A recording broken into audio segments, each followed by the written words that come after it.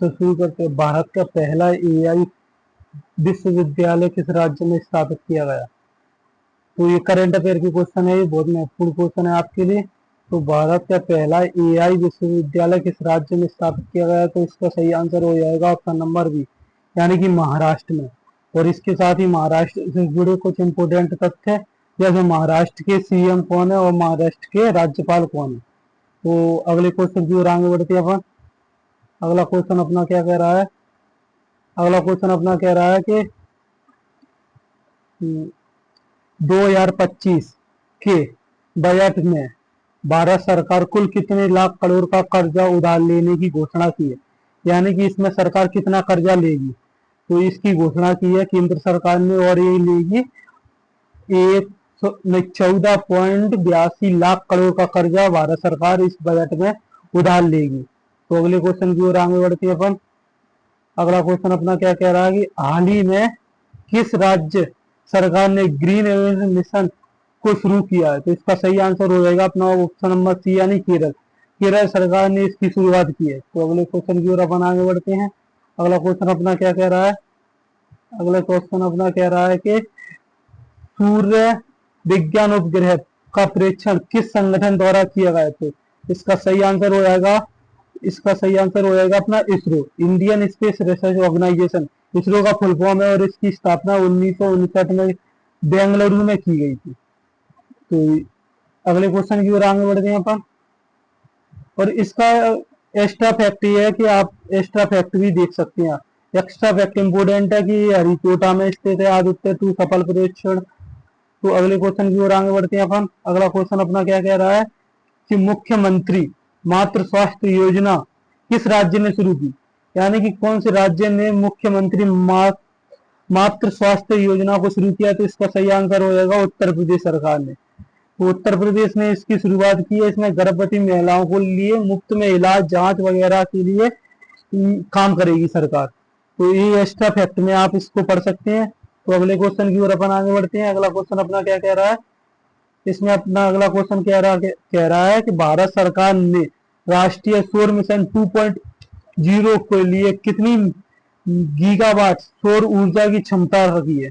तो इसका सही आंसर हो जाएगा अपना 300 गीगावाट।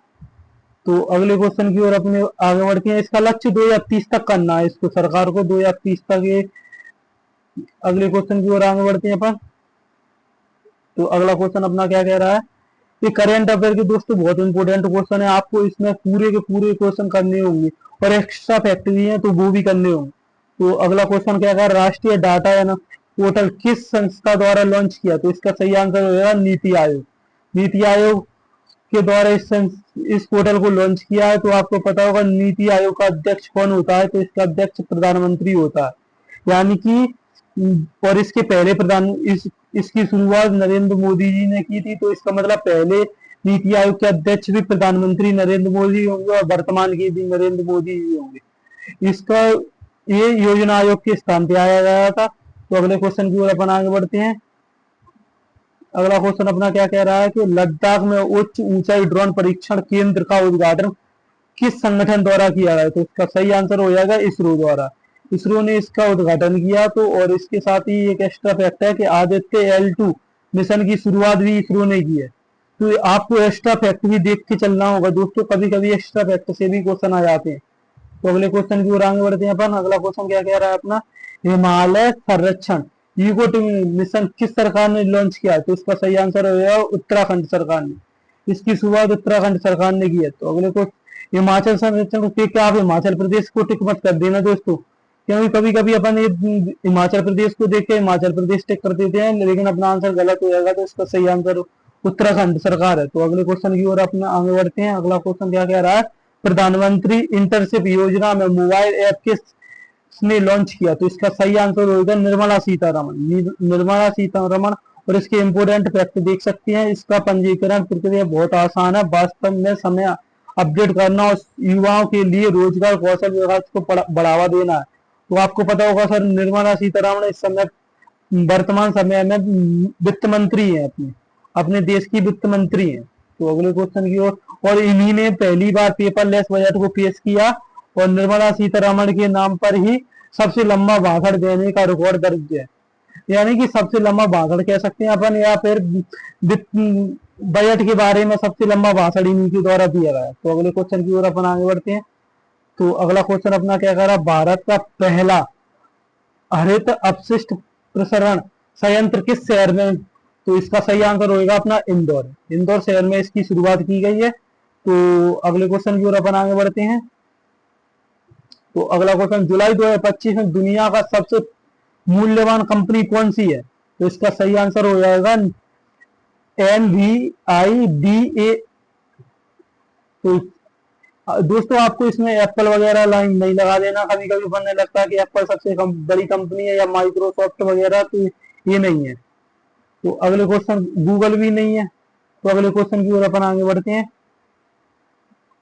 तो अगला क्वेश्चन, भारत ने मालदीव के लिए किस अभिनेत्री को विश्व पर्यटन राजदूत के रूप में नियुक्त किया, तो इसका सही आंसर होगा कैटरीना कैफ। कैटरीना कैफ को इसके लिए नियुक्त किया गया राजदूत के रूप में। तो अगले क्वेश्चन की ओर अपन आगे बढ़ते हैं। अगला क्वेश्चन क्या कह रहा है कि श्रीलंका ने 2000 वर्ष पहले बौद्ध धर्म के आगमन के लिए स्मृति का उत्सव कहाँ उत्सव मनाया गया, तो इसका सही आंसर होगा पोषण पाया उत्सव।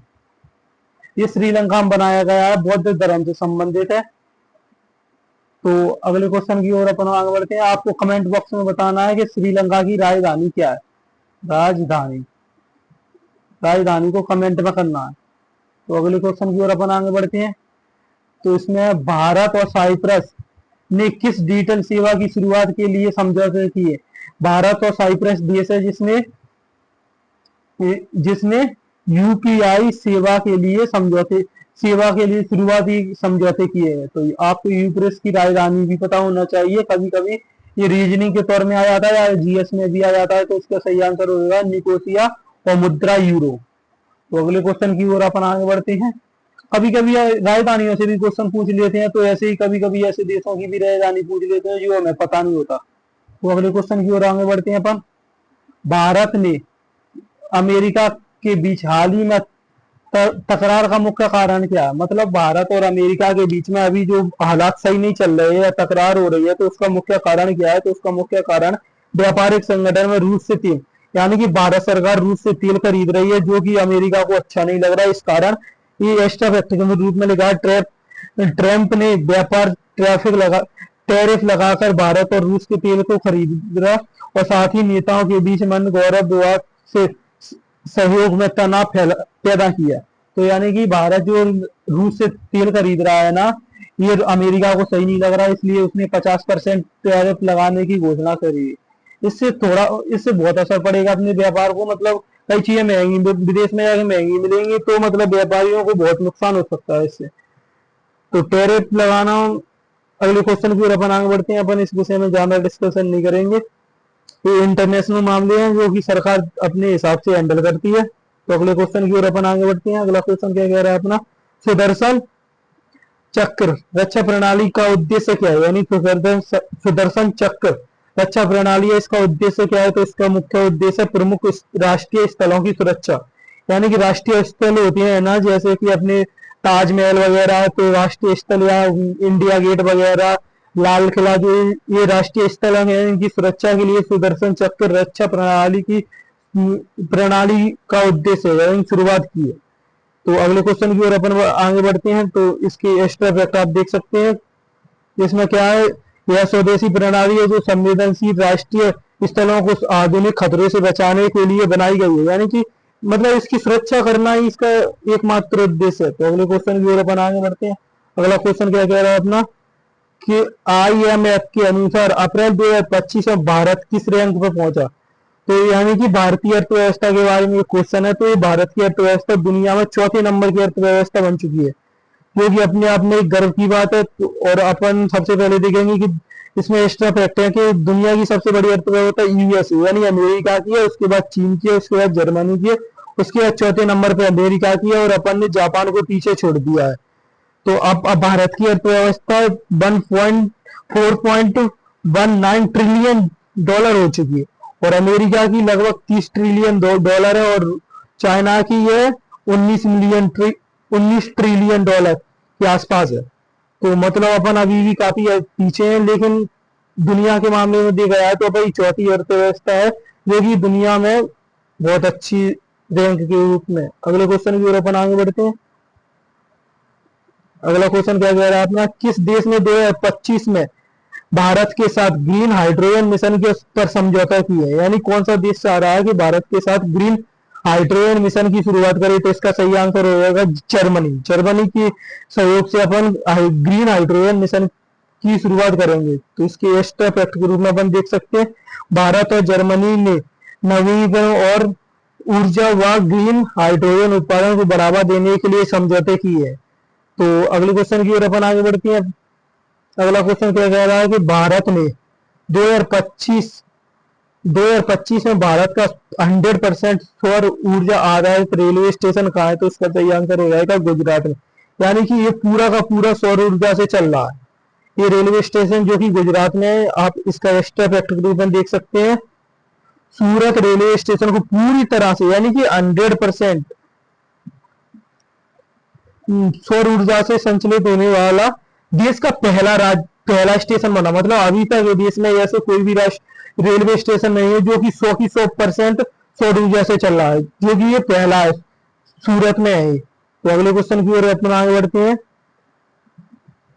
तो अगला क्वेश्चन अपना क्या कह रहा है कि 2025 में भारतीय खिलाड़ी ने L'Oréal world sportsman of the year award जीता। तो इसका सही आंसर रहेगा नीरज चोपड़ा। नीरज चोपड़ा ने इसको जीता। तो नीरज चोपड़ा के बारे में अपन देखते हैं। नीरज चोपड़ा ने लगातार उत्कृष्ट प्रदर्शन के कारण यह प्रतिष्ठित अवार्ड जीता, यानी कि इसने अच्छा प्रदर्शन किया इसलिए इसको अवार्ड मिल गया। तो इसने भाला फेंक में गोल्डन पदक भी जीता, तो आपको पता होना चाहिए दोस्तों, नीरज चोपड़ा ने। तो अगले क्वेश्चन की ओर अपन आगे बढ़ते हैं।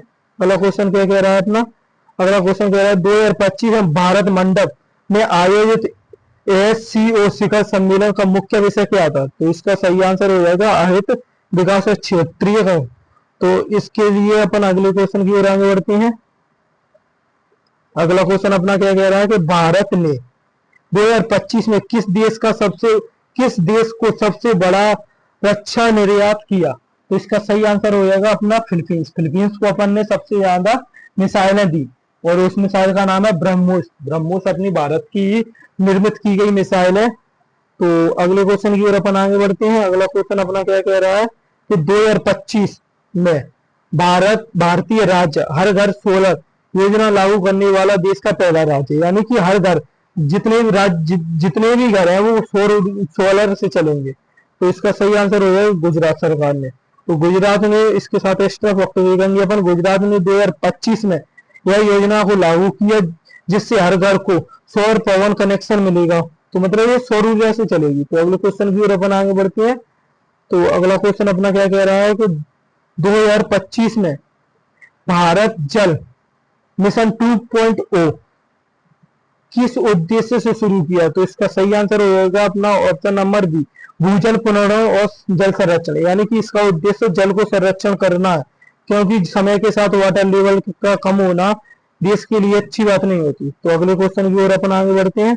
तो अगला क्वेश्चन अपना क्या कह रहा है कि किस भारतीय राज्य ने 2025 में यू ओनली पॉलिसी लागू किया? तो इसका सही आंसर हो जाएगा अपना ऑप्शन नंबर डी, यानी गोवा ने इसको लागू किया और इसकी घोषणा 2030 तक की गई। इसमें केवल इलेक्ट्रिक वाहन को ही पंजीकृत किया जाएगा। तो इसका मतलब इलेक्ट्रिक व्हीकल है, ओनली का मतलब केवल। तो अगले क्वेश्चन की ओर अपन आगे बढ़ते हैं। तो अपना यहीं समाप्त करते हैं, ये आखिरी क्वेश्चन था। ओके।